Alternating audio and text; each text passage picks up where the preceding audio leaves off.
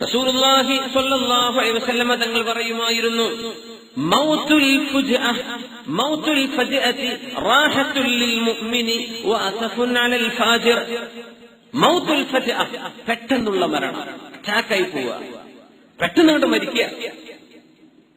ഒന്നും വസിയത്ത് ചെയ്യാൻ കഴിഞ്ഞില്ല, ഒരാളോടൊരു കാര്യം പറയാൻ സാധിച്ചില്ല, പെട്ടെന്ന് അറ്റാക്ക് ആകാം. ആക്സിഡന്റ് മരണങ്ങൾ അങ്ങനെയാണ്.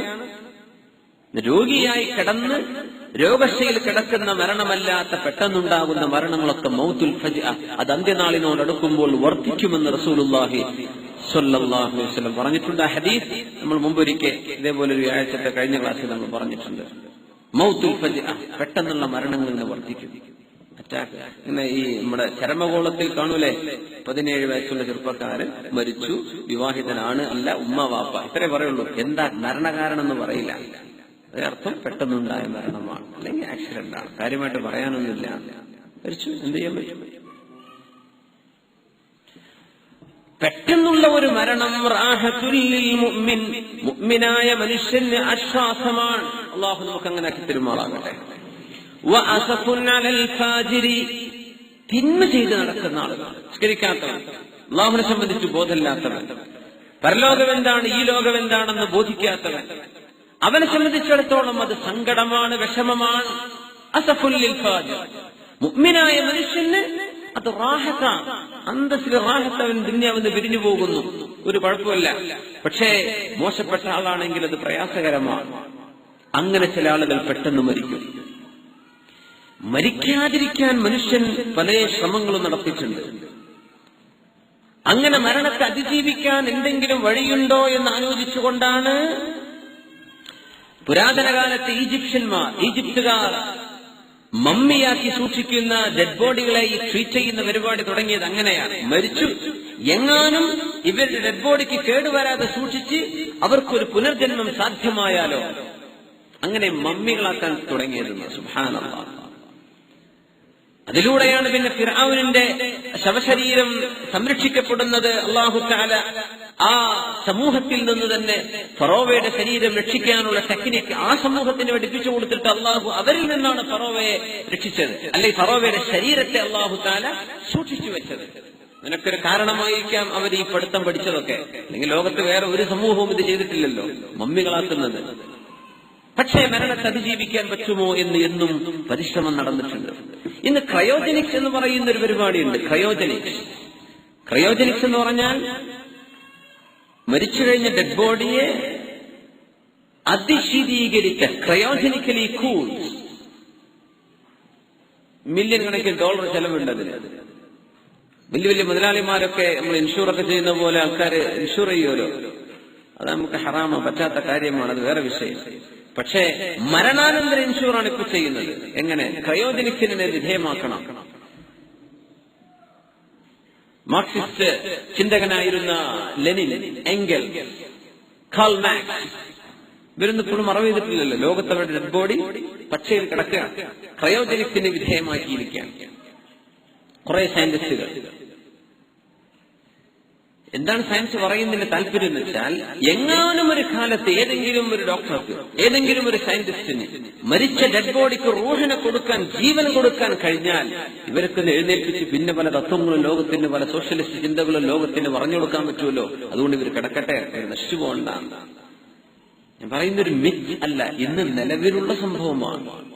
ഈ പറഞ്ഞ ആൾക്കാർ ഡെഡ് ബോഡിയൊക്കെ സൂക്ഷിച്ചു വെച്ചിരിക്കും, ക്രയോജനിക്സിന് വിധേയമാക്കിയിരിക്കുകയാണ്. ഇതൊക്കെ മനുഷ്യന്റെ ചില വിഫല ശ്രമങ്ങളാണ്. ഐനമാ തകൂനൂ യുദ്രിക്കുമുൽ മൗത്ത് വലൗ കുൻതും ഫീ ബുറൂജിൻ മുശയ്യദ. ഐനമാ തകൂനൂ യുദ്രിക്കുമുൽ മൗത്ത്, നിങ്ങൾ എവിടെയായിരുന്നാലും മരണം നിങ്ങളെ സമീപിക്കുക തന്നെ ചെയ്യും. വലൗ കുൻതും ഫീ ബുറൂജിൻ മുശയ്യദ, വളരെ സുരക്ഷിതമായ ഒരു കോട്ടക്കുള്ളിലാണ് നിങ്ങൾ കിടക്കുന്നതെങ്കിൽ പോലും. എന്ന് പറഞ്ഞാൽ നമ്മൾ പറയും രോഗം വരുമ്പോഴല്ലേ മരിക്കുന്നത്. രോഗം വരണമെങ്കിൽ ഇൻഫെക്ഷൻ വേണം. ഇൻഫെക്ഷൻ വേണമെങ്കിൽ രോഗാണുക്കൾ ഉണ്ടാകുമ്പോഴാ, അതുണ്ടാകുന്നത് മലീമസമായ ചുറ്റുപാടുകൾ ഉണ്ടാകുമ്പോഴാ. എന്നാൽ പിന്നെ നമുക്കൊരു കുട്ടിയെ നല്ലൊരു ഗ്ലാസിന്റെ ഉള്ളിൽ ഫ്രഷ് എയർ മാത്രം കൊടുത്ത്, വളരെ ഹൈജീനായ ഫുഡ് മാത്രം കൊടുത്ത്, ന്യൂട്രീഷൻ കൊടുത്ത്, ഒരു അശുദ്ധ വായുവും കലരാതെ ബുറൂജിൻ മുശയ്യദ, സുരക്ഷിതമായ ഒരു തരത്തിലും ആ കുട്ടിയെ ആര് പരിരക്ഷിക്കുന്നുവോ അവരിച്ഛിക്കാത്ത ഒന്നും കടന്നു പോകാത്ത രീതിയിൽ സുരക്ഷിതമായി നമ്മൾ വളർത്തിയെന്ന് വിചാരിക്കാം. യുദ്രിക്കുഹും, എന്നാലും മരണത്തിന്റെ സമയമായാൽ കുഞ്ഞു മരിക്കും. എവിടുന്ന് ഇൻഫെക്ഷൻ വന്നു, എവിടുന്ന് രോഗം വന്നു, അത് വിഷയമല്ല. ഐനമാ തകൂനു, ഇത് അല്ലാഹു തീർത്തു പറഞ്ഞു. അതൊന്നും ഒരു വിളവല്ല എന്നർത്ഥം. അങ്ങനെ ഒന്ന് സുരക്ഷിതമായിട്ട് ഞാൻ ഒരു അശുദ്ധവായുവും ശ്വസിക്കാതെ ജീവിച്ചാൽ എന്നാലും മരിക്കും സമയമെത്തിയാൽ. അപ്പൊ നമുക്ക് അത് എസ്കേപ്പ് ചെയ്യാൻ പറ്റൂല. അതുകൊണ്ട് മരണത്തെ അതിജീവിക്കാനുള്ള ഒരു ശ്രമത്തിന് നമ്മൾ ആരും മുതിരണ്ട. അത് സാധ്യമല്ല, ഇംപോസിബിൾ എന്ന് ലോകത്ത് പറയാമെങ്കിൽ അത് അതാണ്. ലോകത്ത് ഏറ്റവും ഉറപ്പുള്ളതെന്ന് പറയാവുന്ന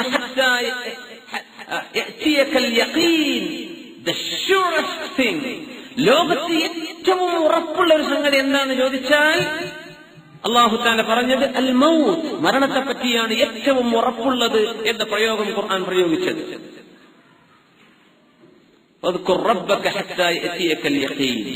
മരണം വരുന്നവരെ അള്ളാഹുവിന്റെ സ്മരണയിൽ കഴിഞ്ഞോളൂ നബിയെ. എന്താണ് യഖീൻ? ഏറ്റവും ഉറപ്പുള്ളത്. അത് അൺഅവോയ്ഡബിൾ, അതിൽ സംശയമല്ല. അതുകൊണ്ട് നമുക്കതിന് റെഡിയായേ പറ്റൂ. എപ്പോൾ? ഇപ്പൊ റെഡിയാവണം. ഇന്ന്, നാളെയല്ല, ഇപ്പൊ ഈ രാത്രി റെഡിയായിരിക്കണം. അൽ ഹക്കീം അൽ ഫാരിസി, ഒരു പേർഷ്യൻ തത്വചിന്തകൻ പറഞ്ഞു, കുട്ടികളാവുമ്പോ കളിച്ചു നടക്കും. അപ്പൊ പറയും കുട്ടിയല്ലേ, കളിക്കട്ടെ. ചെറുപ്പക്കാരൻ, ചെറുപ്പക്കാർ യൗവനം, ഈ കോളേജ് കുമാരന്മാർ നമ്മുടെ ഗ്രാജുവേഷൻ കഴിഞ്ഞിപ്പോ അബുദാബിയിലൊക്കെ എത്തിയിട്ടല്ലേ ഉള്ളൂ. ഒന്ന് കുറച്ച് അടിച്ചു പൊളിക്കണ്ടേ? നീ അടിച്ചു പൊളിച്ചു അല്ലേ? പിന്നെ നിനക്ക് പ്രായമായി. അടിച്ചു പൊളിക്കേണ്ട ആരോഗ്യം കഴിഞ്ഞ പിന്നെ പ്രായമായി പിന്നെ ഒന്നും ചെയ്യാൻ വയ്യല്ലോ. ഇനിയിപ്പോ എന്താ? പിന്നെ എപ്പോഴാ നീ നിന്റെ റബ്ബിനെ ആരാധിക്കുന്നത്? നിന്റെ റബ്ബിന് വേണ്ടി നീ എപ്പോൾ പണിയെടുക്കും? ചെറുപ്പം നീ കളിച്ചു തീർത്തു. നിന്റെ യൗവനകാലം ആരോഗ്യസമയം അടിച്ചു പൊളിച്ചു തീർത്തു. വാർദ്ധക്യത്തിൽ നിനക്കൊന്നും ചെയ്യാനും പറ്റുന്നില്ല.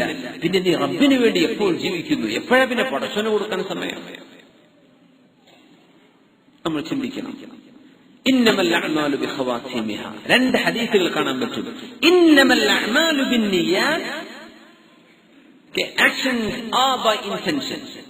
നമ്മുടെ എല്ലാ അമലുകളും അള്ളാഹു സ്വീകരിക്കുന്നത് നമ്മുടെ നിയ്യത്തനുസരിച്ചാണ്. നമുക്കറിയാവുന്ന ഹദീസാണല്ലോ. അതേപോലൊരു ഹദീസാണ് ഇന്നമൽ അഅ്മാലു ബിഖവാതിമിഹാ, കർമ്മങ്ങൾ സ്വീകരിക്കപ്പെടുന്നത് എങ്ങനെ അവസാനിക്കുന്നു എന്ന് നോക്കിയിട്ടാണ്. യാ അല്ലാഹ്, അപ്പോ ഒരാളെ സംബന്ധിച്ച് നല്ല ആളാണോ മോശപ്പെട്ട ആളാണോ എന്ന് തീരുമാനിക്കുന്നത് അവസാനം ചെയ്ത പണി എന്താണെന്ന് നോക്കിയിട്ടാണ്. ഇന്നമൽ അഅ്മാൽ, അങ്ങനെയാണ്. 10-20 കൊല്ലം ജോലി ചെയ്ത ആളാണ്, പക്ഷേ അദ്ദേഹത്തിന്റെ അവസാന കൊല്ലത്തെ സർവീസിൽ അദ്ദേഹം ഒരു ഗ്രേവ് എറർ, ഒരു ഗ്രേവ് മിസ്റ്റേക്ക് അയാൾ ചെയ്താൽ അയാളെ ഫിനിഷ് ചെയ്യാം. ഇത്രയും കാലത്തെ നന്മകളൊന്നപ്പോ കാണൂല മനുഷ്യന്മാർ. എന്തേ? അവസാനം മോശമായിട്ടുണ്ട്. അതുകൊണ്ട് അദ്ദേഹത്തിന് കിട്ടേണ്ട ജ്യൂസ് കിട്ടുന്നില്ല, അല്ലെങ്കിൽ അത് അപമാനിതനായി പോയി. എന്തേ അപമാനിതനാവാൻ കാരണം? അവസാനം ചെയ്ത പണി ശരിയായില്ല. സുബ്ഹാനല്ലാഹ്, അള്ളാഹുവിന്റെ കണക്കിലും അങ്ങനെയാണ്.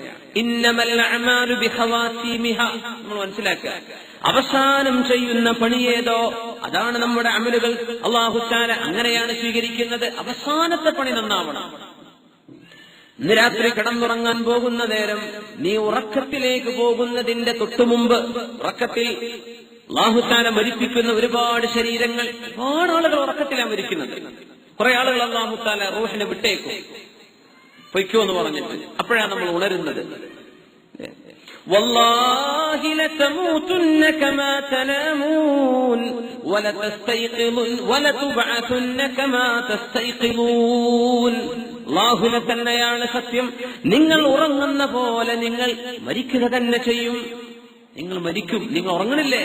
ഇത് മരണത്തിന്റെ സഹോദരനാണ്. അങ്ങനെ ഒരു ആത്മാവ് നമ്മെ വേർപിരിയുമ്പോഴാണ് മരിച്ചുപോയ ആളുകളുമായി ഉറക്കത്തിൽ സ്വപ്നം കാണുന്നത്. മരിച്ചു കഴിയുന്ന മനുഷ്യൻ അല്ലാഹു തആല പ്രവർത്തന മണ്ഡലങ്ങളെ വികസിപ്പിച്ചു കൊടുക്കുന്നുണ്ട്. വല്ലാഹി തല്ലാഹി ലതമൂതുന്ന കമാ തനാമൂൻ, നിങ്ങൾ ഉറങ്ങുന്ന പോലെ നിങ്ങൾ മരിക്കുക തന്നെ ചെയ്യും. വലതുബഅസുന്ന കമാ തസ്തൈഖിദൂൻ, നിങ്ങൾക്ക് അല്ലാഹു പുനർജന്മം നൽകാൻ പോകുന്നുണ്ട്, രണ്ടാമതൊരു ജന്മം. അത് വിചാരണക്കുള്ള സമയമാണ്, അമലിന്റെ നേരമല്ല. ഏതുപോലെ? കമാ തസ്തൈഖിദൂൻ, as if you wake up from your sleep. നമ്മൾ ഉറക്കത്തെ എഴുന്നേൽക്കണില്ലേ? അങ്ങനെ ഒരു എഴുന്നേൽക്കൽ നാളെ രണ്ടാമതൊരു ജീവിതത്തിന് വേണ്ടി, പരലോകത്തെ ജീവിതത്തിന് വേണ്ടി നിങ്ങൾ എഴുന്നേൽക്കാൻ സംശയമില്ല. ആയിരക്കണക്കിന് ഹദീസുകളാ അഷ്റഫുൽ ഖൽഖ് സ്വല്ലല്ലാഹു അലൈഹി വസല്ലം തങ്ങളെ നബിയാണെന്നും അവിടുത്തെ നുബുവത്തിന്റെ തെളിവെന്താണെന്നും നമ്മൾ ഇവിടെ ഈ സ്റ്റേജിൽ ചർച്ച ചെയ്ത വിഷയങ്ങളാണ്. അവിടെ നിന്ന് അന്ത്യനാളിനെ കുറിച്ച് പറഞ്ഞ വിഷയങ്ങൾ ഇവിടെ നമ്മൾ ചർച്ച ചെയ്തിട്ടുണ്ട്. അതൊക്കെ സത്യമായി പുലർന്നത് വിശുദ്ധ ഖുർആൻ എന്തുകൊണ്ട് അല്ലാഹുവിന്റെ അത്ഭുതമാണെന്ന് മുഅ്ജിസാണ് നമ്മൾ മനസ്സിലാക്കിയിട്ടുണ്ട്. ആരാണ് റസൂലുള്ളാഹി സ്വല്ലല്ലാഹു അലൈഹി വസല്ലം മനസ്സിലാക്കിയിട്ടുണ്ട്. അവിടെ നിന്ന് പറഞ്ഞത് എന്താണ് പുലരാതിരുന്നത്, ഏതാണ് അസത്യമായി തോന്നിയത്, ഏതാണതിൽ നമ്മുടെ ഗൗരവമായ ചിന്ത ആവശ്യമില്ലാത്തത്, എല്ലാം അത്ഭുതങ്ങളല്ലേ. അങ്ങനത്തെ ഹബീബാൻ മരണത്തെ സംബന്ധിച്ച് പറഞ്ഞത്. صلوا على النبي محمد وآله. اللهم صل على سيدنا محمد وعلى آل سيدنا محمد وبارك وسلم عليه. اللهم صل على سيدنا محمد وعلى آل سيدنا محمد وبارك وسلم عليه. ഒരുപാട് സ്വലാത്ത് നമ്മുടെ ഹബീബിന്റെ ഹളറത്തിലേക്ക് എത്തും. അല്ലാഹു എത്തിച്ചു കൊടുക്കട്ടെ, അവിടുത്തെ അല്ലാഹു സന്തോഷിപ്പിക്കട്ടെ.